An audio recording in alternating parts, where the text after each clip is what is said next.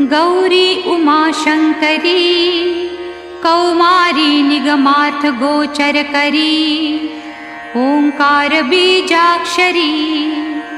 मोक्षद्वार कपाट पाटन करी काशीपुराधीश्वरी भिक्षां देहि कृपावलंबन करी मातान्नपूर्णेश्वरी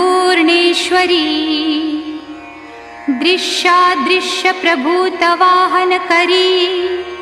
ब्रह्मांड भांडोदरी लीला नाटक सूत्र भेदन करी विज्ञान दीपांकुरी